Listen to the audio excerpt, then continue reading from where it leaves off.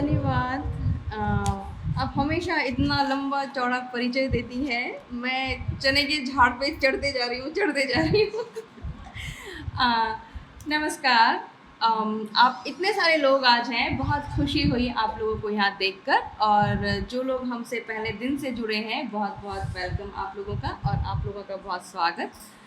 तो थोड़ा सा बदलाव आज के जो हमारा विषय है, राजनैतिक व प्रशासनिक क्षेत्र में हिंदी अनुवाद की उपयोगिता। जब आप ये शब्द या ये फ्रेज आप देखते हैं, राजनैतिक और प्रशासनिक, दोनों एक हैं या अलग अलग हैं? अलग अलग हैं। कहीं कोई ऐसा धरातल है जहां इन दोनों को हम एक मान सकते हैं?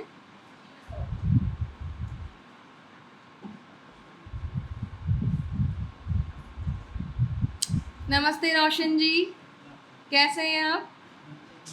नाश्ता वगैरह किया आपने? देर हो गई, इसीलिए देर हो गई, इतना खाया? तो आपको लगता है कि राजनैतिक प्रशासनिक कहीं कोई एक धरातल, कहीं कोई एक बिंदु है जहां पर हम इन्हें अगर एक डब्बे में डाल दें तो काम चल जाएगा? है ऐसा? आप ना थोड़ा जोर से बोलिए, है ना, ताकि जब ये रिकॉर्डिंग हो रही है तो जब कोई सुनेगा तो उन्हें एहसास हो कि मेरा सवाल है तो उसका जवाब भी है।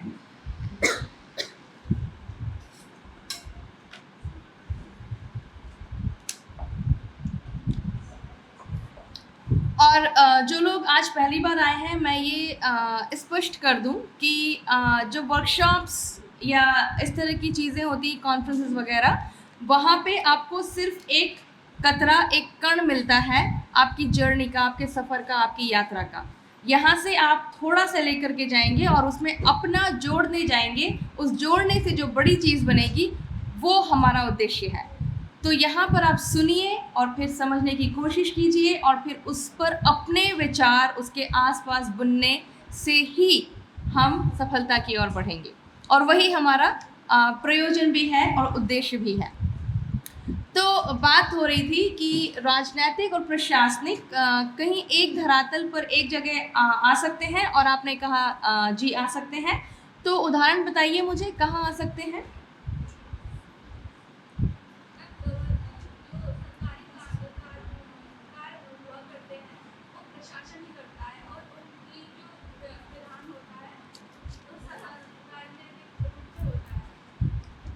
आप लोग सहमत हैं? आपका नाम क्या है? राशि। आप लोग सहमत हैं राशि जी से? कोई और कुछ जोड़ना चाहता है इसमें?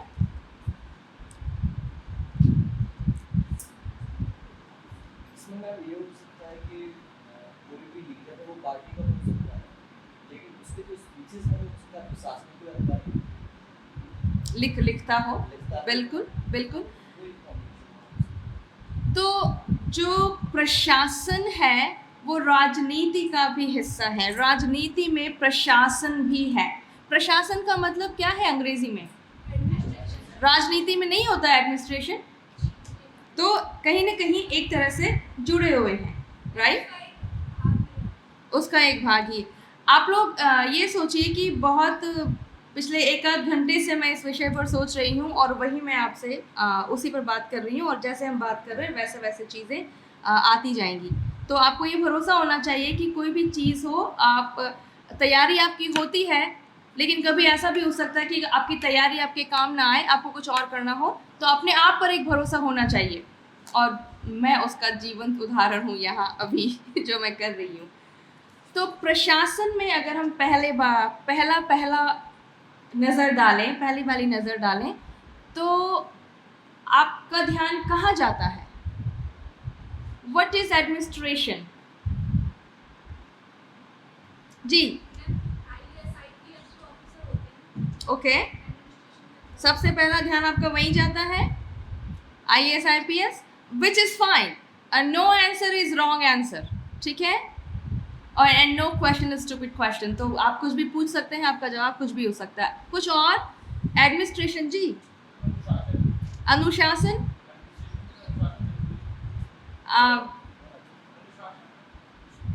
अनुशासन आप बोल रहे हैं? हाँ, अनुशासन का महत्व प्रशासन के अंदर। और कुछ? यूनिवर्सिटी में अगर देखें तो इंस्टीट्यूशन पूरा एक होता है जो संचालन करता है। बहुत अच्छे। और कुछ? तो यूनिवर्सिटी, आप यहाँ बैठे हैं, विश्वविद्यालय, हमारे यहाँ पे बहुत बड़ा हमारा एडमिनिस्ट्रेशन होता है। अभी जो साहब आए थे यहाँ पर हमें सहायता देकर गए टू सेट दिस प्रोजेक्टर, वो लगता है आपको प्रशासन का हिस्सा है ना? तो प्रशासन, जो हमारे सफाई कर्मचारी हैं, लगता है वो प्रशासन का हिस्सा है? बिल्कुल है। Very good. तो अब हम इससे भी और थोड़ा सा क्लोज हम जाएंगे। हम यहाँ से ऐसे जा रहे हैं। घर में प्रशासन होता है? कौन है आपका प्रशासनिक अधिकारी घर में? कितने लोग पापा की बात मानते हैं? सब। और कितने लोग मम्मी की बात मानते हैं? कितने लोग बड़े भाई की बात मानते हैं? कितने लोग बड़ी बहनों की बात मानते हैं? कितने भाई बहनों की बात मानते हैं? भाई लोग जी, आप मानते हैं? आज्ञाकारी श्रवण है आप आज के समय में। छोटे तो बात मान लेना गलत नहीं है, उसमें कोई शर्मिंदगी आपको नहीं होनी चाहिए। तो एक बहुत अच्छी सी बात अभी हमारे देश में चल रही है, जो हमारे प्रधानमंत्री मोदी जी हैं, उन्होंने शुरुआत की है। और जब मैं मोदी जी का या किसी और राजनेता का नाम ले रही हूँ तो मैं उस पार्टी से बिल्कुल संबंधित नहीं हूँ 1% भी। लेकिन अगर कोई अच्छा काम कर रहा है तो हमें उसकी प्रशंसा करनी चाहिए। स्वच्छ भारत अभियान, स्वच्छ भारत अभियान में हमारा योगदान होना चाहिए कि जो भी अगर उस बात को फॉलो नहीं कर रहा है, उसका अनुकरण नहीं कर रहा है, तो हम उन्हें कहें, क्योंकि वो खुद से उस बात का अनुवाद उस स्तर पर नहीं कर पा रहे हैं कि उन्हें उसका अनुकरण करना है। तो आप जब यहाँ से जाएं तो ज़रूर अवश्य रोज़ आसपास देखें, और अगर कोई व्यक्ति इस बात का अनुकरण नहीं कर रहा है तो आप उन्हें बताएं कि आप ऐसा मत कीजिए। ये बिल्कुल मत सोचिए कि आपने कहा तो वो कहेगा चलो चलो अपना काम करो। वो कहेंगे 2 बार 3 बार 4 बार, लेकिन फिर मानेंगे। तो स्वच्छ भारत अभियान, ये 3 शब्द हैं, हम सबको पता थे, हम सब जानते हैं इसके बारे में। लेकिन अभी जब ये एक राजनीतिक पार्टी से आ गया है तो पूरी दुनिया में हो गया है इसका विस्तार, और बहुत जगह तक ये पहुंच गया है। अनुवाद क्या कर सकते हैं हम स्वच्छ भारत अभियान?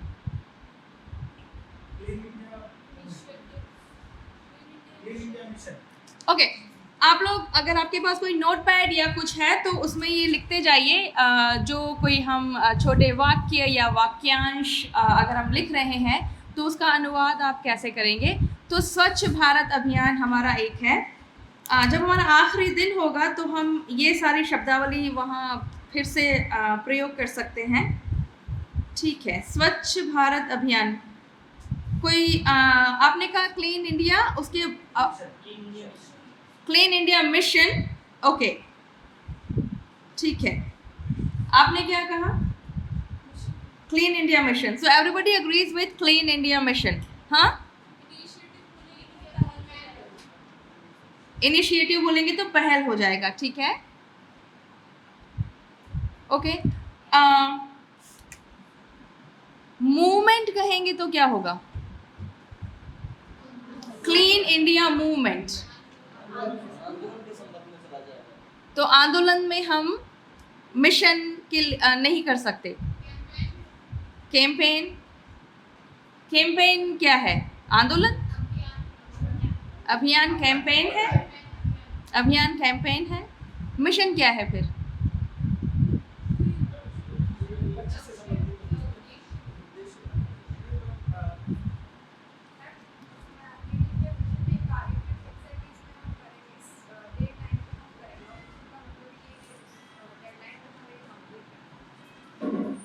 फिर से बोलिए आप।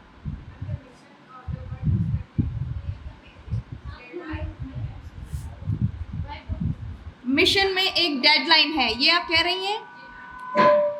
ओके, सो सब लोग एक नोट बना लें कि मिशन में एक डेडलाइन है। ये यहाँ से हमें एक विचार मिला है। एंड द अदर वन, भूत आया। Oh sorry.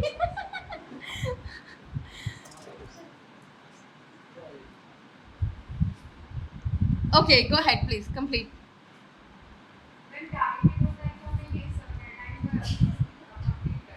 Mission, okay, and campaign.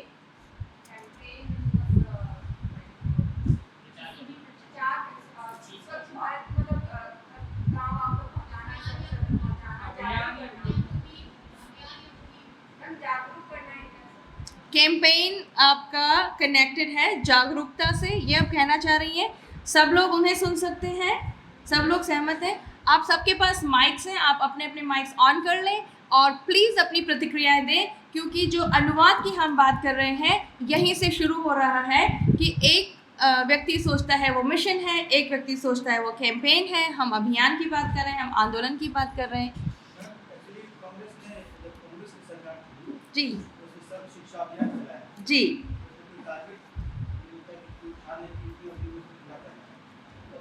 और सर्व शिक्षा अभियान का अंग्रेजी में क्या अनुवाद हुआ था?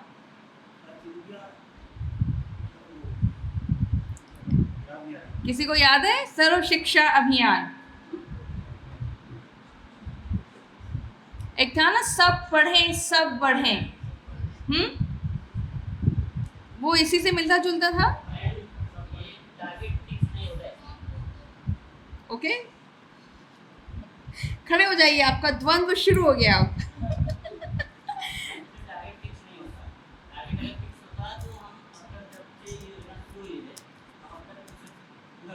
अभी स्वच्छ हो जाता, अब जब बाहर जाएंगे तो देखिएगा।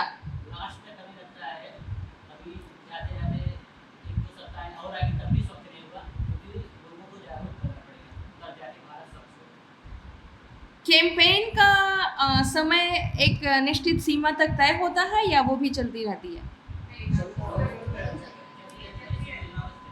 कैंपेन का हिंदी में क्या शब्द हो सकता है? अभियान। Okay, so clean India campaign. हाँ, डॉक्टर खान। जी, आई एम सॉरी, यस। आंदोलन की जब हम बात करेंगे तो वो किसी के अगेंस्ट, किसी पार्टी के अगेंस्ट हो सकता है, एसोसिएशन के अगेंस्ट हो सकता है। लेकिन जब मिशन की बात कर रहे हैं तो किसी के अगेंस्ट नहीं होगा, वो अवेयर करने के लिए होगा स्पेशली। क्योंकि इसमें अंतर करना थोड़ा मुश्किल होता है कि क्रांति और आंदोलन में क्या अंतर होगा। क्योंकि अगर हम फॉर्म देखें तो लगभग वही है, लेकिन हम सिर्फ क्रांति नहीं कह सकते। क्यों?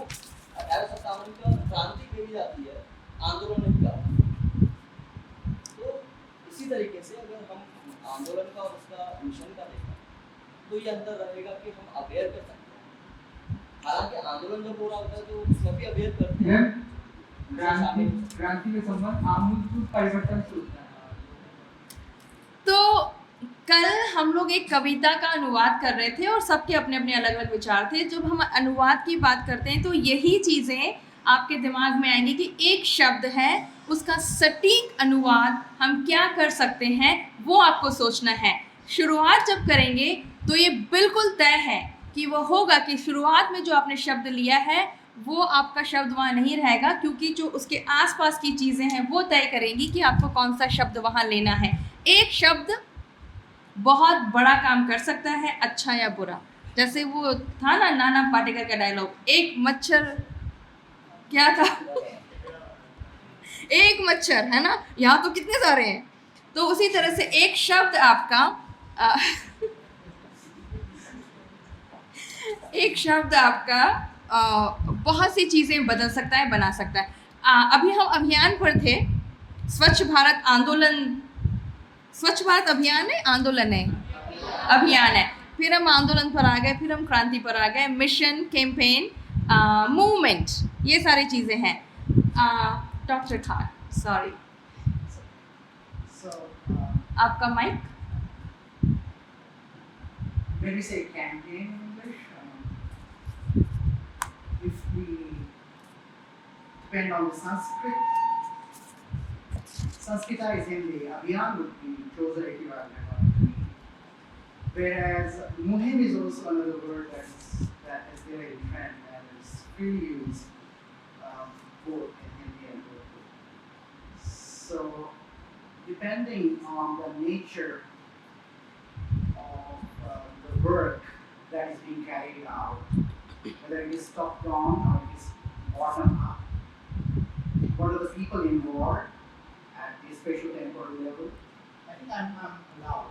Yes, I don't.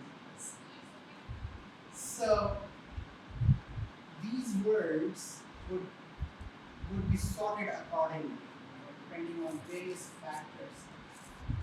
Those factors can be space, those factors can be time, those factors can be which direction it is going on. आप क्या कहती हैं?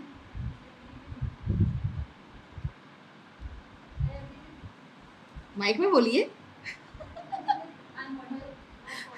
I agree with Mr. Khan, what he said, because when we use words, we have to, first of all, interpret accordingly what we actually mean. Like we are talking about movement, अभियान, mission. एक बच्चे ने कहा यहाँ पर mission का मतलब होता है जब हमारे पास एक टारगेट था. And when we talk about स्वच्छता अभियान, आप उनका एक याद कीजिए, पोलियो अभियान. पोलियो अभियान we had a target and we had achieved it. So that was our mission which we have achieved. And what when we talk about स्वच्छता अभियान, एक ऐसा टारगेट है बहुत बड़ा था, उसको हम अचीव नहीं कर सकते near future, but that can be awareness movement. आप क्या कहती हैं? आपकी बात से सहमत हूँ कि आपने जो जैसे कहा ना, इससे पहले कोई मिशन शुरू होता है, अभियान शुरू होता है, उसके बाद वो अभियान शुरू होते होते आंदोलन का रूप लेता है, फिर आंदोलन क्रांतिकारी आंदोलन, फिर कहीं जाके वो अचीवमेंट होता है. और कभी कभी ऐसा भी होता है कि जैसे मान लीजिए कोई मूवमेंट शुरू हुआ और शुरू होने के बाद किसी मूवमेंट के जैसे आपने प्रचार की बात कही है ना, कि पहले उसको जैसे प्रचार की अभी फिर ज़रूरत है, हमें लोगों को जागरूक करना है. जागरूक करने की भी एक लिमिटेशन होती है कि क्या आप जो है एक बार जागरूक होंगे कि बार बार आपको डेली कहना पड़ेगा कि आप ये कूड़ा यहाँ डालिए, या खुद आपकी भी रिस्पॉन्सिबिलिटी है, या केवल गवर्नमेंट अभियान चलाने से केवल वो एक कोई चीज़ व्यवस्थित तरीके से चलती है, लेकिन उसको व्यवहारिक धरातल पर उतारने के लिए कोई भी चीज़, कुछ अभियान, कुछ कार्यक्रम हो, उसमें सभी का जो है जब तक सहयोग नहीं होगा तब तक वो चाहे मूवमेंट हो या वो आंदोलन का रूप लेने के बाद भी अगर कुछ लोग बिछड़ जाते हैं, वो आंदोलन भी कभी बिखर जाता है. बहुत अच्छे. मैं बहुत खुश हूँ कि सब लोग अपनी अपनी राय, अपने अपने विचार यहाँ दे रहे हैं.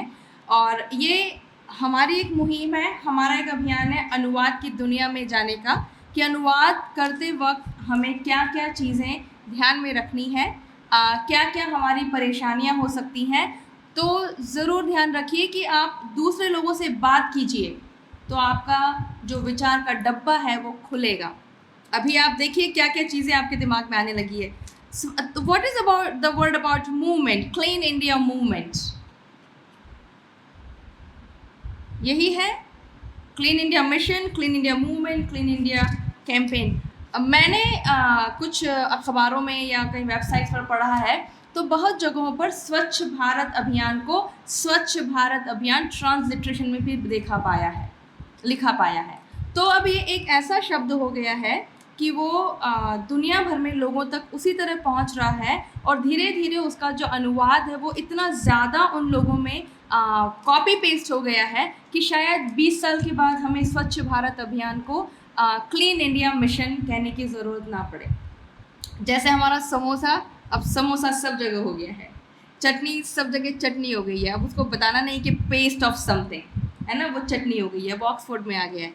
तो शायद कहीं अगर हमारे वाक्यांश का कहीं होगा या राजनैतिक प्रशासनिक कोई एक ऐसा शब्दकोश बनेगा जहाँ पर इस तरह की चीज़ें हैं, तो स्वच्छ भारत अभियान शायद ऐसे ही रह जाए. इसीलिए नहीं आया. मुहिम उर्दू का शब्द है, हुमैरा आपा नहीं है आज यहाँ पर. मुहिम उर्दू का शब्द है, हाँ, तो अब समझ में आ रहा है आपको राजनैतिक अनुवाद कैसे पहुंचा है। तो मुहिम की जगह अभियान लिया गया है। अब कई लोग ये भी कह सकते हैं कि शायद ये राजनैतिक जो उनकी वैचारिकता है उससे प्रभावित है, लेकिन यहाँ हम शिक्षा के क्षेत्र में हमें हर चीज़ को शिक्षा के रूप में देखना है। कोई पार्टी, धर्म, जाति, ऊंच नीच उसको ला करके नहीं देखना है। शिक्षा है तो हम सब चीज़ों को एक बराबरी पर ले आएंगे, वो सबसे ज़रूरी चीज़ है। तो आप हमेशा वही ध्यान रखिए कि उन्होंने मुहिम नहीं लिया इसलिए हम इसमें हिस्सा नहीं लेंगे, ऐसा नहीं होना है। ठीक है, ये हमारा भारत है, हमारा हिंदुस्तान है। वो जो भी लेना चाहें, क्योंकि हिंदी उर्दू दोनों हमारी भाषाएं हैं। ओके, तो अभी एक ही हमारा वाक्यांश है और इतने सारे हमारे पास शब्द आ गए हैं कि हमें क्या करना चाहिए। उन लोगों के प्रशासन ने एक शब्द चुन लिया है और हमने उसे मान लिया और हम उससे आगे बढ़ रहे हैं। एक शब्द है अंडर, अंग्रेजी का शब्द अंडर। अंडर को अगर आप अनुवाद करेंगे तो क्या अनुवाद हो सकते हैं, या सिर्फ एक ही है? आप लिखिए the word under and what do you think the translation is? सब लोग बोलिए अंडर। हाँ, नीचे। इसके अलावा अधीन भी आता है। इसके अलावा और हो सकता है अधीन, ओके, वेरी अधीन, शाबाश। अंतर्गत, वेरी नाइस। और कुछ? ये कह रहे हैं कि अभियान एक का शब्द के में कई अर्थ निहित होते हैं, उससे कई पर्याय हैं, लेकिन कोई किसी भी शब्द का एग्जैक्ट क्या अर्थ है वो उसके शब्द की प्रयोग युक्ति के आधार पर निर्मित होता है। बिल्कुल। जैसे चाल एक शब्द अगर हुआ, मान लीजिए लेते हैं, अगर ये हम सामान्य बोलचाल में करें, अगर कहें कि ट्रेन की चाल क्या है, वहाँ पर गति से संबंधित है, लेकिन कहें कि ये दुश्मन की नई चाल है, शब्द वही है, लेकिन उसका षड्यंत्र कहता जाए। बहुत अच्छे, बहुत अच्छे।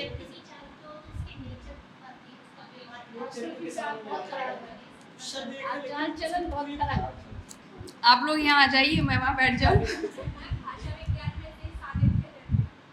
अंडर को सानिध्य कहते हैं।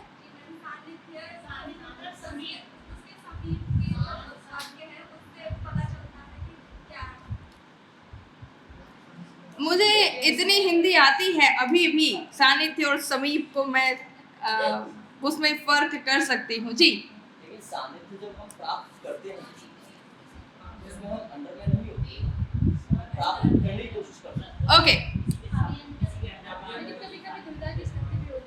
चलिए, शब्द हमारा है अंडर इन इंग्लिश। हिंदी में आपको कितने उसके शब्द आते हैं वो लिखिए, और हर शब्द जो आप हिंदी में लिख रहे हैं उस शब्द के साथ एक छोटा सा वाक्यांश बनाइए और फिर उसका अनुवाद कीजिए। वे you have to have the word under. करिए, कीजिए सब लोग। Need a pen?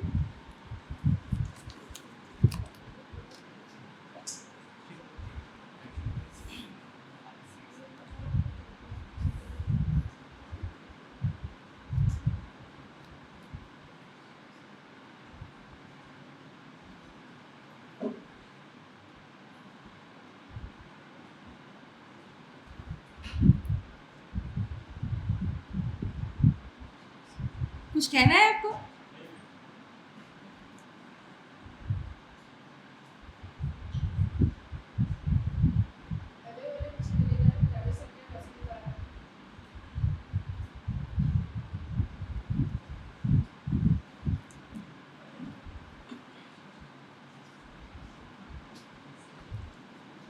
हो गया?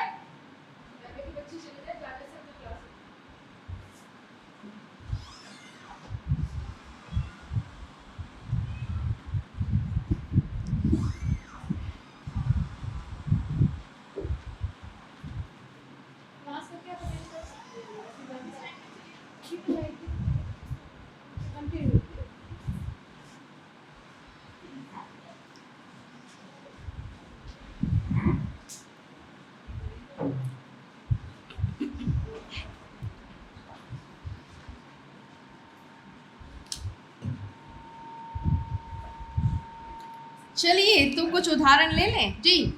मैंने आपको बता दूं, I am pursuing PhD under doctor Nasir. बहुत अच्छे, under doctor Nazish Begum. Okay, I am pursuing my PhD under Nazish Begum. Okay, और कोई वाक्यांश बताइए। We have been provided fundamental rights under section 14 to 32 in our constitution.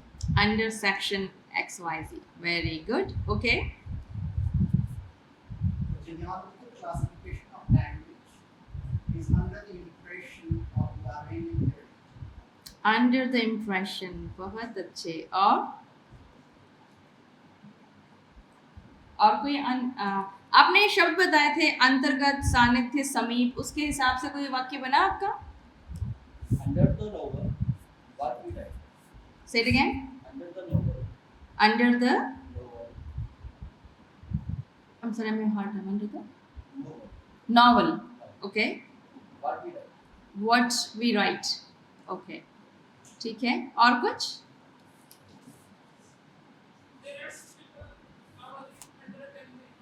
Under the campaign.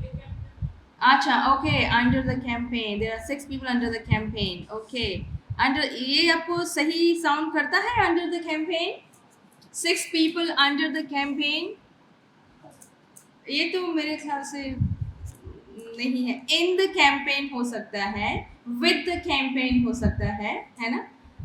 तो यहाँ पे नीचे का कौन सा वाक्य है, सुनिए फिर से। I am pursuing my PhD under X, under section X, under the impression and under the novel, what do we write? नीचे कहीं आता है? Under the novel, under what? तो इसमें तो है ही नहीं, तो नीचे तो है ही नहीं हमारा। जो चीज़ हम रोज हम सबसे पहले दिमाग में आती है वो इन किसी भी वाक्य में नहीं है ना? The book was lying under the table, तो हम कर सकते हैं। तो अंडर का एक और शब्द अधीन हो गया है, नीचे है अंतर्गत, सानिध्य, समीप, तहत। भारतीय कानून, हिंदुस्तान और भारतीय कानून की, बिल्कुल, तो हमने तहत लिखा ही नहीं कहीं, है ना? तो इतने सारे शब्द, एक आपने लिखा है, हाँ, बातचीत में नहीं आया था, राइट? तो इतने सारे, अब इसमें सानिध्य कहाँ है? सानिध्य नहीं है, तो अंडर का मतलब सानिध्य नहीं हो सकता है। जब मैंने कहा कि आई एम परस्यूइंग पीएचडी उनके सानिध्य में आ गया, तो सानिध्य में आ गया, उनके सानिध्य में मैं अपनी PhD कर रहा हूँ, ठीक है। तो अब जब हम अंडर का हमने कर लिया है, अब हम चले, अगर हम सानिध्य की तरफ जाएं तो सानिध्य को फिर हम बहुत अलग अलग जगहों पर इस्तेमाल कर सकते हैं। तो आपका जो अनुवाद है वो बहुत अलग अलग जगहों, दिशाओं में जा सकता है जी। and we say India lost its military under the British rule. जी, तो कैसे कहेंगे अंडर द ब्रिटिश रूल? वहां पे अंडर क्या होगा? अधीन। आपके शासन काल में अधीन is more of static. Exactly, अधीन is more, you are under, like they are the powerful people. Here we lost it. Okay, And when we say under the British rule, it is a duration. the time, है ना? उस समय के दौरान, है ना, उनके शासन काल में। तो फिर उसमें अंडर का शब्द हमारा बिल्कुल अलग हो गया है ना? अंडर ब्रिटिश रूल, उनके शासन काल में। तो ये नीचे, अधीन, अंतर्गत सारे हट गए अब। एक सेंटेंस और, जैसे कहीं सीसीटीवी लगा होता है, you are under his surveillance. Very good, under surveillance. तो कैसे कहेंगे? आप कैमरे की नजर में हैं, निगरानी में है, कैमरे की नजर में है, तो वो अब अंडर का मतलब मैं हो गया। तो बात हमारी चल रही थी राजनीतिक और प्रशासनिक, ये सारी चीज़ें उस डब्बे में, उस खाने में हम डाल सकते हैं कि ये एक प्रशासन के अंतर्गत हम ये बातें कर सकते हैं कि ये चीज़ें हैं। एक और शब्द है जॉब। जॉब के लिए क्या है शब्द हिंदी में? नौकरी, बहुत अच्छे। और काम, ओके। और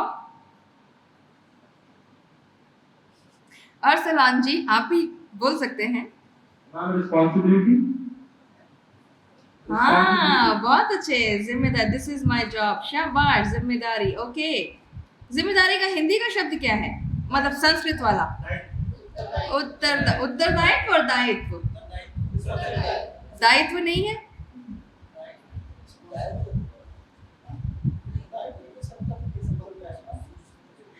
ठीक है।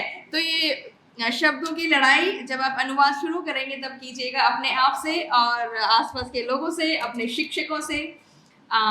तो नौकरी, काम, जिम्मेदारी, दायित्व, और कुछ?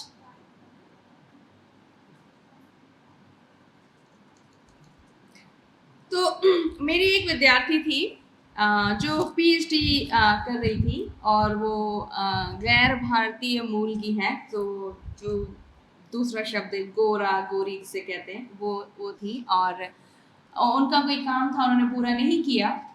तो जब 6-8 महीने के बाद जब उनका काम पूरा हुआ और उन्होंने लंबा चौड़ा एक ईमेल मुझे लिखा, तो ईमेल में उन्होंने लिखा, अब मेरी नौकरी हुई।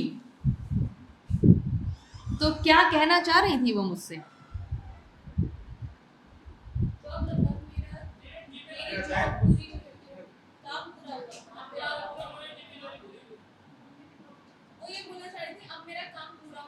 कौन सा काम?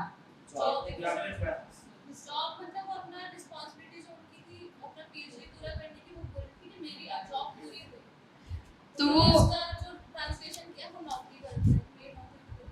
तो ऐसे उदाहरण बहुत आते हैं मेरे सामने, जो मैंने पहले दिन बताया था कि बगीचे में मेमने खेल रहे थे।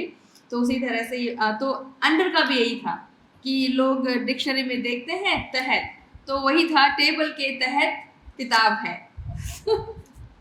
तो अनुवाद करने के लिए हमारा सबसे बड़ा जो एक हमारी योग्यता होनी चाहिए कि दोनों भाषाओं की, 2 ज़बानों की हमें बहुत अच्छी, हमें उनका ज्ञान हो। ज़बान के बाद हमें वहाँ की संस्कृति का ज्ञान हो कि वहाँ के कल्चर में, वहाँ की संस्कृति में इस बात को हम कैसे पेश करें कि वो उस बात को वैसे ही समझें जैसे हम कहना चाह रहे हैं।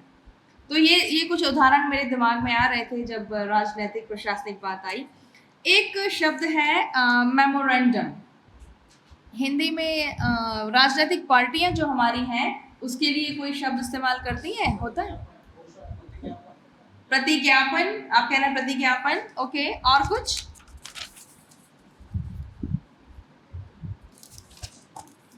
और कुछ आता है मस्तिष्क में? प्रतिज्ञापन, ठीक है। आपने क्या कहा सुनील जी? सुनील? घोषणा पत्र, वो मैनिफेस्टो हो गया। फर्क क्या है?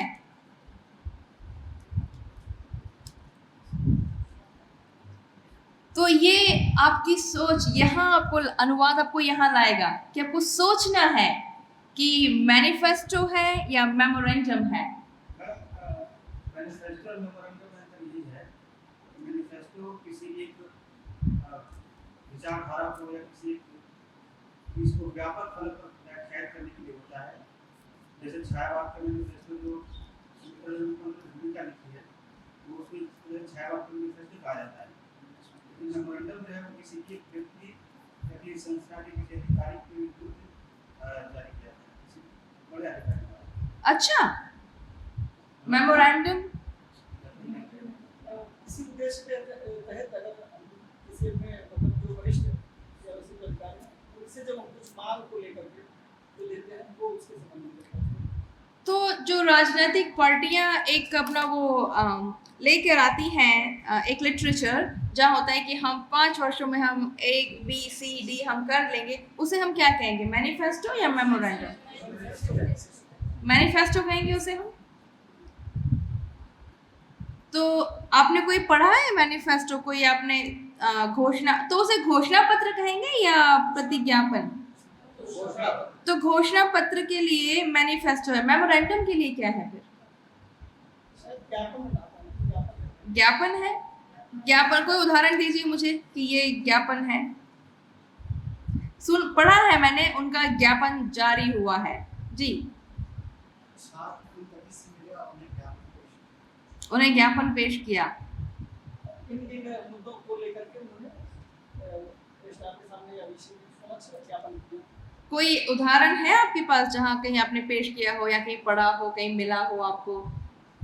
या जनता पार्टी अभी जो हमारी पार्टी प्रशासन में है उनका ऐसा कोई घोषणा पत्र कहीं कुछ अवसर मिला देखने का, पढ़ने का?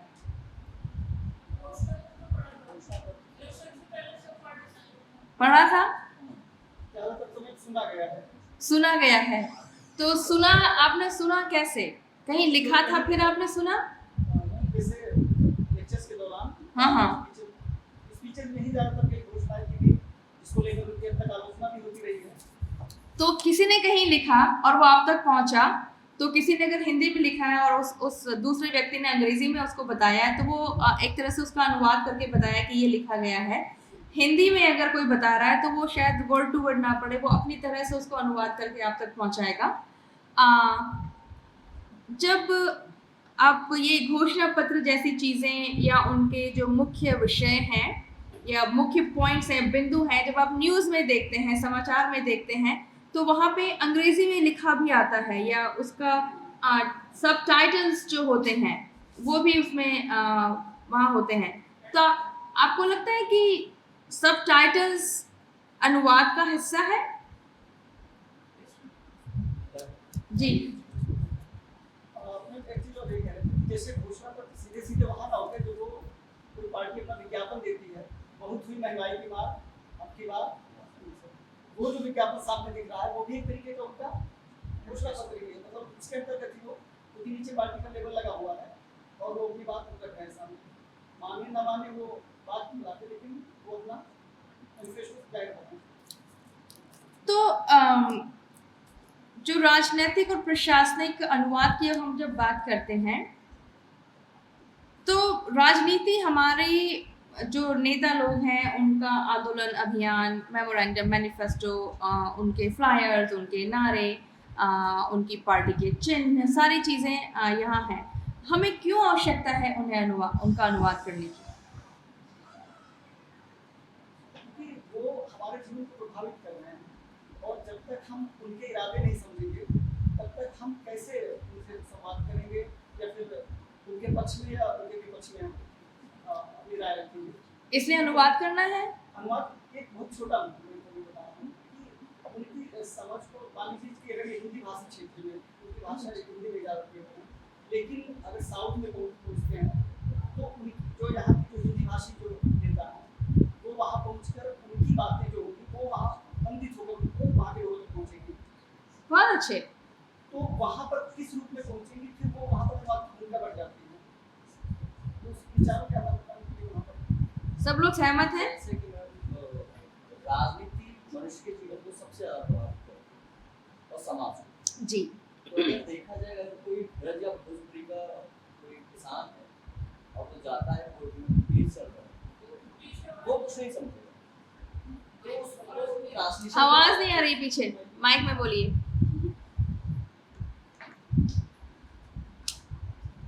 देखा ये गया कि मनुष्य के जीवन को या फिर सामाजिक जीवन को सबसे ज़्यादा प्रभावित करती है राजनीति। अब मुद्दा ये भी है कि कोई किसान है किसी गांव का, या फिर वो किसान में महिला पुरुष दोनों ही, वो गए हैं और कोई उनका केस है जो जमीन से संबंधित है या फिर बाकी कोई है, तो वहाँ पे अगर वो ब्रज जानता है, दूसरी जानता है, अपनी जानता है, तो कोर्ट की भाषा में क्या लिखा हुआ है वो कभी नहीं समझता। और शायद जो एक वकील की भूमिका है, सबसे ज़्यादा भूमिका यही रहती है कि उस आदमी को समझाए ये केस था। अगर ट्रांसलेशन हुआ होता तो एटलीस्ट वो खुद से भी पढ़ सकता था और अपने केस को हो सकता है वो थोड़ा और मजबूती दे पाता।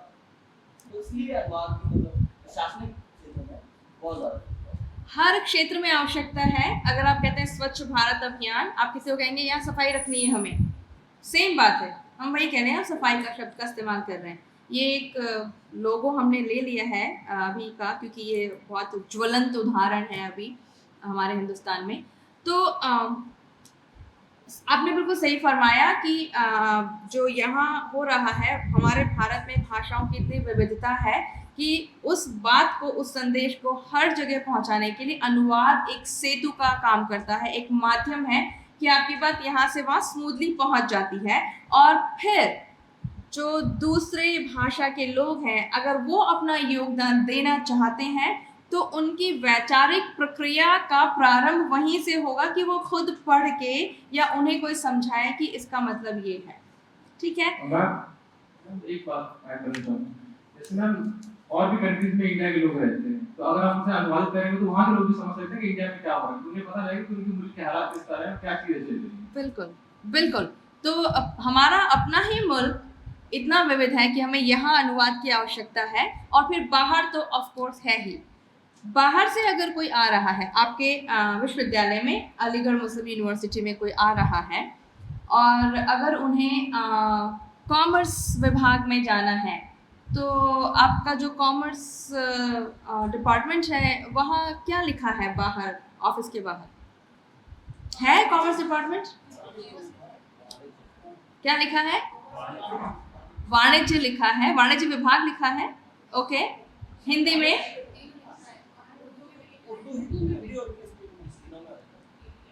तो अगर कोई बंगाल से आएगा तो वो नहीं ढूंढ पाएगा। तो हमने ऑटोमेटिकली सोच लिया कि सबको अंग्रेजी आती है।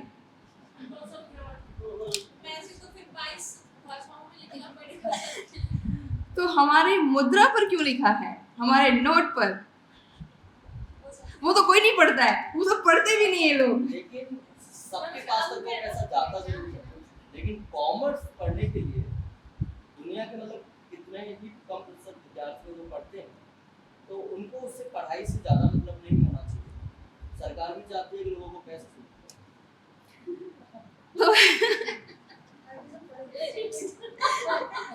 प्रशासन से जोड़ा है। तो कहीं हाँ, आई मीन जो प्रशासन की बातें हैं, सारा कुछ हम कर रहे हैं, ये आपके लिए कोई मैंने नया पिटारा नहीं खोला है, आपको पता है ये सारी चीज़ें। हम सिर्फ एक बातचीत के माध्यम से यहाँ लेकर आए हैं कि the selection of word matters. जब आप कर रहे हैं कि आप क्या चूज करते हैं शब्द, किस चीज़ के लिए चूज करते हैं, चाहे वो राजनीतिक हो, प्रशासनिक हो, बॉलीवुड हो, कहीं भी हो, हमारा साहित्य हो, हमें उस शब्द के आसपास रहकर घूम घूम कर विचार करना है कि ये शब्द सही है या नहीं है। ठीक है, और ये हमारी बात किस स्तर तक पहुंचाएगा। तो आपने सही कहा कि कॉमर्स का वो जो हम 22 भाषाओं में नहीं लिखेंगे, ये बिल्कुल सही बात है। आमतौर पर आप कहीं भी जाइए जी। मैम क्योंकि इंग्लिश ग्लोबल लैंग्वेज है तो सब समझ सकते हैं, तो इसलिए इंग्लिश को प्रेफर करा जाता है।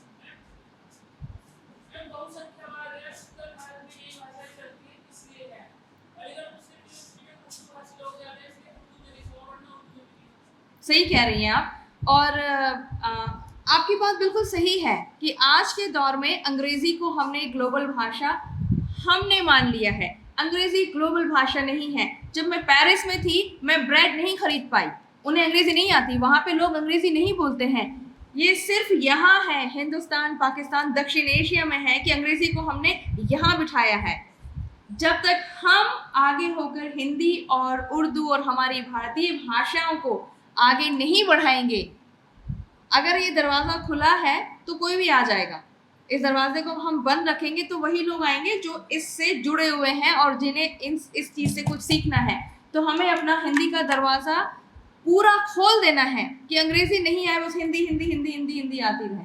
अंग्रेज़ी के लिए हमें दरवाजे को बंद करना है। ग्लोबल भाषा है, उसमें गलत नहीं है, हमें आनी चाहिए, लेकिन वो भाषा आने के लिए हमें अपनी भाषा को नहीं छोड़ना है। ये आपको बहुत याद रखना है, क्योंकि अनुवाद अगर आप करेंगे तो आपकी हिंदी की पकड़ बहुत बहुत बहुत मजबूत होनी चाहिए, तभी आप पूरा कर पाएंगे। ठीक है।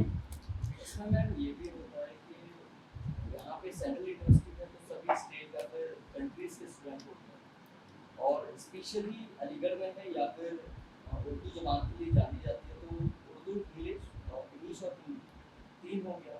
लेकिन अगर आप बिहार में जाए और मिथिलांचल क्षेत्र में जाए तो वहाँ पे हिंदी, इंग्लिश और मैथिली मिलेगी। तो ये क्षेत्र का एक प्रभाव होता है कि वहाँ पे नाम कैसे। बिल्कुल, बहुत बहुत सही बात आपने कही। फ़ोन जब आप करते हैं, अब हम राजनीतिक प्रशासनिक में अलग नहीं कर रही हूँ, दोनों साथ साथ हैं।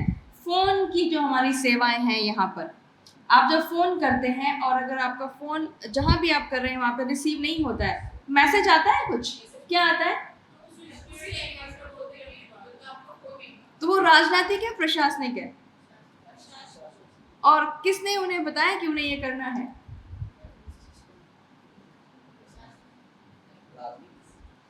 हमारे नेता, हमारे लीडर्स जी। मैम अगर हम फोन लगाते हैं किसी को तो जो जो बोलता है फोन करता है वो समझ जाता है कि जो आदमी उस क्षेत्र से बात कर रहा है वो संबंधित है उससे, इसलिए वो क्षेत्र की भाषा में से बोलता है कि फोन नहीं लग रहा है या जो भी परेशानी है उसकी। कितनी भाषाओं में आपने सुना है कि आपने जिस व्यक्ति से बात करना चाहते हैं वो अभी उपलब्ध नहीं है? 4 भाषा में सुना है? सुनाइए मुझे, कौन कौन सा? राजस्थानी में सुना है? नहीं सुना है? मराठी में सुना है? राजस्थानी में नहीं सुना, मराठी में सुना है, गुजराती में सुना है, इंग्लिश में तो आता ही है जनरली, और बंगला में भी आता है। सब भाषा में। साउथ की किसी भाषा में सुना है? पर वहाँ पे कोई कांटेक्ट बड़ा मुश्किल होता है वो। उड़िया साउथ है? सब भाषाओं में आता है, सारी भाषाओं में आता है ना? तो वो भी एक हमारा प्रशासनिक राजनीतिक रंग है।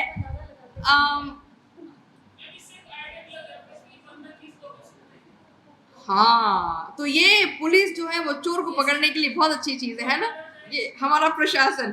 तो 20 साल हमारे यहाँ नॉट आईफोन, सेलफोन कब से आने लगे हैं हिंदुस्तान में? जब से आए तब से ये सब भाषाएं थी या अभी भी हुई हैं? पहले नहीं थी ना, ये अभी हुई है। तो ये किसी राजनीतिक पार्टी का कुछ हो सकता है कि हम ऐसा करना चाहिए, या प्रशासन में जो लोग आ रहे हैं उनका हो सकता है कि हमें, तो हमारी भाषाओं को बढ़ावा देने के लिए वो ये काम कर रहे हैं। हवाई जहाज में कितने लोग बैठे हैं? वहां देखा है सीट के पीछे क्या लिखा होता है? क्या होता है? क्या लिखा होता है सीट के पीछे? आपके सामने जो सीट है वहां क्या लिखा होता है?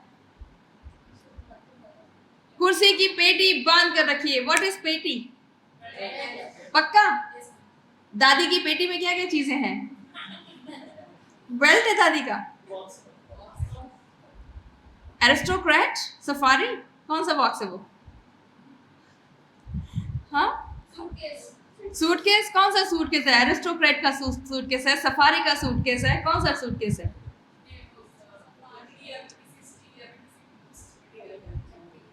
पेटी जब हम कहते हैं तो सबसे पहले जो तस्वीर दिमाग में आती है वो लोहे की जो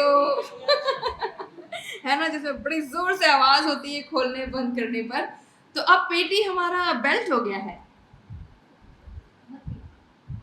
कमर पेटी, कमर बंद पेटी का मुझे मैं सोचती रहती हूँ शब्दों के आसपास, लेकिन मुझे पेटी का शब्द नहीं समझ में आया कि पेटी बेल्ट कैसे हो गया। जैसे कि ग्रामीण क्षेत्र में क्या होता है कि एक चांदी का नाम एक आभूषण होता है स्त्रियों का जो कमर में बांधा जाता है, उसे कमर पेटी या फिर बोला जाता है ग्रामीण क्षेत्र। सुना है आपने? जी मैं हमारे कमर बंद कमर बंद कहते हैं। मैं इटावा में हूँ, वहाँ कटोजी बोली जाती है और वहाँ पे एक चांदी का आभूषण होता है स्त्री को, उसे पेटी बोला जाता है। हाँ, तो शादियों में हमारे यहाँ वो जाती है पेटी, उसे पेटी बोलते हैं। ऐसा हो सकता है कि जब ये शब्दावली बना रहे हों फिर वहाँ पे जो मौजूद लोग हों उसमें क्षेत्र विशेष के कोई रहे हों और उनके क्षेत्र में ये शब्द प्रयोग होता है, तो उन्होंने अलग पेटी किया। मैम 1 लाख को भी पेटी बोला जाता है, जैसे मवाली को 1 लाख को पेटी बोलते हैं और 1 को खोखा बोलते हैं। ये मुंबई हफ्ता भी बोलते हैं, है ना? 1 लाख जो नंबर मैं समझ गई आपकी बात, लेकिन उसी मुंबईया जो डॉन की भाषा में हफ्ता भी बोला था, हमारा हफ्ता दीजिए। सुना है कभी आपने हफ्ता वर्ड? है ना, हफ्ता निकालो। बस पे जो साइड में जो एक बॉक्स लगा होता है, हाँ, शिकायत पेटी, एग्जैक्टली दैट्स द पेटी, है ना?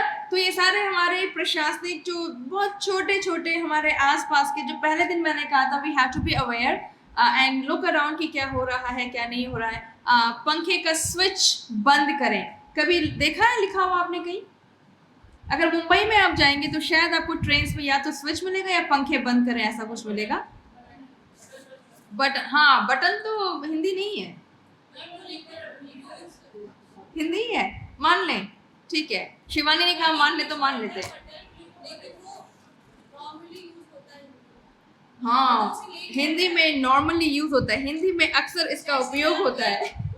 मतलब कुछ हमारे भाषा में जो शब्द है विदेशक शब्द भी है, तो जो बटन हो गया, डॉक्टर हो गया, ये हम अब चिकित्सक नहीं बोलते हैं, अब डॉक्टर बोलते हैं, हिंदी बोलते हैं फिर भी डॉक्टर बोलते हैं, तो कोई विदेशी शब्द तो हम अपनी भाषा में अपना सकते हैं। हमने उसको इतना अपना लिया बोरोड वर्ड्स जो हैं कि वो अब हमारे अपने हो गए, बस, रेल, ट्रेन, ऑटो। बहुत अच्छी बात है। तो लेकिन उनका अनुवाद भी करेंगे, जैसे रेल का लौपत का गाँव का आदमी भी नहीं समझ पाएगा हाँ। क्या। आप सही कह रहे हैं। ऐसे ही मैं अनुवाद के जब कोर्ट की बात कर रहे थे, मैं कहीं एक कर रही थी अनुवाद, तो उन्होंने कहा ट्रैक्टर, ट्रैक्टर का हिंदी शब्द बताइए आप क्या है। तो मेरा ये था कि ट्रैक्टर का हिंदी शब्द नहीं है। तो उन साहब का ये कहना था कि अगर कोई ये कहता है कि ट्रैक्टर का हिंदी शब्द नहीं है तो वो उन लोगों के लिए नहीं है जो उस शब्द को नहीं जानना चाहते हैं। लेकिन फिर भी मुझे लगता है कि ट्रैक्टर का हिंदी शब्द नहीं है, उसको हम ट्रैक्टर बोलेंगे तो सब लोग समझेंगे। हो सकता है कहीं हो, मुझे ढूंढना है उसे। लेकिन जो चीज़ें ग्लोबल हो गई हैं, ट्रैक्टर जो यहाँ भी आ गया है, या समोसा वहाँ पहुँच गया है, तो उनका अनुवाद करने की आवश्यकता हमें बिल्कुल नहीं है। उस पर हमें अपना समय नहीं लगाना है। जी जी। जो चीजें जिस origin की हैं, जो चीजें जिस ओरिजिन की हैं, उन चीजों को जहाँ वो पैदा हुई हैं, जिस जुबान में उनको बुलाया गया है, वैसी ही हमने अपना लिया है। अगर हम समोसा, जो कि इस जमाने में समोसा हुआ करता था, ट्रायंगल, उसको मॉडिफाई करके समोसा बना चुके हैं और हमने हिंदुस्तानी बना दिया है उसको। और बड़ा मजा आया वेस्टर्न्स को भी वो खाने में, तो उन्होंने भी उसको वैसे ही एक्सेप्ट कर दिया। तो ओरिजिन वो ओरिएंटल वर्ल्ड की है, यानी कि ईरान से या पर्शिया से हिंदुस्तान, कुरान और इतना ममालिक में वो आ गया। तो उन्होंने उस चीज को वैसे ही कबूल किया, तो चीज के साथ साथ उसका जो लफ्ज है वो भी वैसे ही चला गया वहाँ पे। उसी तरह से जब हम बस की बात करते हैं, BUS बस, तो बस हमने बस कर दिया, वो वहाँ पैदा हुई वेस्टर्न वर्ल्ड में, और उसको ऑटो बस या ओपी बस तरह तरह के नाम से बुलाते रहे। फिर बाद में वो बस में कन्वर्ट हो गया। तो बस को हमने वेस्टर्न वर्ल्ड से एज अ थिंग, एंड मैं जो कहता हूँ लिंग्विस्टिकली कि फॉर्म भी उसका ले लिया हमने और कंटेंट भी उसका हमने वैसे ही ले लिया है। दिमाग में भी जो उसकी पिक्चर है, लिंग्विस्टिक वर्ल्ड में भी जो उसकी पिक्चर है, और रियल वर्ल्ड में भी जो पिक्चर है, तो ये तीनों एंगल्स को हमने वैसे ही कनेक्ट करके बोरो कर दिया। तो जब कोई चीज से बोरो की जाती है तो उसके लिए लिंग्विस्टिक एस्पेक्ट भी बोरो हो जाता है आमतौर पर। लेकिन कभी कभी हम टेलीविजन को, दूरदर्शन की जबरदस्ती भी कर देते हैं। तो जबरदस्ती आप समझते हैं कि क्या चीज है। Thank you, very nice. जी हम वैश्वीकरण का प्रभाव देख सकते हैं इसके अंदर। हाँ हाँ बिल्कुल दूसरे मुल्क की चीजें यहाँ आ रही है, यहाँ के मुल्क की चीजें बिल्कुल, वहाँ आ रही हैं। बिल्कुल। कल्चर का आदान प्रदान काफी ज्यादा हो रहा है, इसलिए वहाँ के शब्द ऐसे पारित हैं। हाँ हाँ, ऐसे शब्द। तो वही है, अनुवाद एक आपका सेतु का काम कर रहा है कि कोई चीज़ वहाँ से यहाँ स्मूथली पहुँच रही है। फिर हमने अपने हिसाब से उसे ढाल लिया है, कुछ चीज़ों को एज इट इज़ ले लिया है, कुछ चीज़ों को अपना रंग दे दिया है और फिर उन्हें अपना बना लिया। जी रोशन जी। जी यादृच्छिक, जी जी, गुड़, बिल्कुल बिल्कुल बिल्कुल, बहुत अच्छे। अभी जब मैं आ रही थी तो एक शब्द वहाँ इस्तेमाल हो रहा था अंग्रेज़ी में, नहीं हिंदी में, उपलब्ध। उपलब्ध का अंग्रेज़ी में हम क्या अनुवाद कर सकते हैं? अवेलेबल, अवेलेबल, ठीक है। एक तो वाक्य बनाइए अवेलेबल के साथ। वेकेंट हो सकता है, ओके। सो उपलब्ध का वेकेंट एंड अवेलेबल, ओके।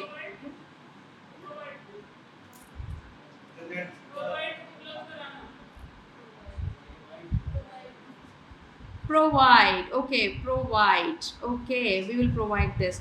तो शब्द है उपलब्ध। उपलब्ध का हिंदी में एक दो वाक्य बनाइए जहाँ उपलब्ध शब्द का इस्तेमाल आप करते हैं। जैसे हमारे वहाँ पर समोसे उपलब्ध वेरी गुड। तो ये अवेलेबल है या वेकेंट? अब समोसे अवेलेबल है, ओके। और कुछ? हाँ जी। तो अब अवेलेबल करवाइए, make them available, provide them. जी जी, The network you are trying is not available. हाँ, प्रोवाइड द नेटवर्क, ठीक है। बस में एक सीट खाली है तो वहाँ वैकेंट वेकेंट है, उपलब्ध है। जैसे वॉशरूम के लिए लिखा होता है कि ये इस्तेमाल करने के लिए उपलब्ध है, तो इंग्लिश में सिर्फ वेकेंट में यूज होता है कि toilet is vacant to use. Okay, मैं ये कह सकती हूँ कि मैं यहाँ उपलब्ध हूँ।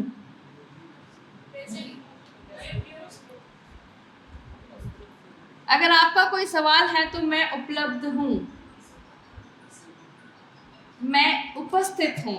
उपलब्ध को हम कहेंगे तो वो उसका नेगेटिव मीनिंग आएगा। तो जब हम इंसान के लिए बात कर रहे हैं तो हमें ये कहना चाहिए कि अगर आपको किसी चीज़ की आवश्यकता है तो आप मुझसे बात कर सकते हैं। मैं यहाँ आपकी सेवा में उपस्थित हूँ, नॉट आपकी सेवा में उपलब्ध हूँ। ठीक है, ये हवाई जहाज़ कंपनियों को हमें बताना है, तो राइट लेटर। ओके, बहुत बहुत धन्यवाद, शुक्रिया, आप लोगों ने बहुत अच्छा काम किया। आई एम सो हैप्पी, मेरा काम कम हो गया। Very good, thank you.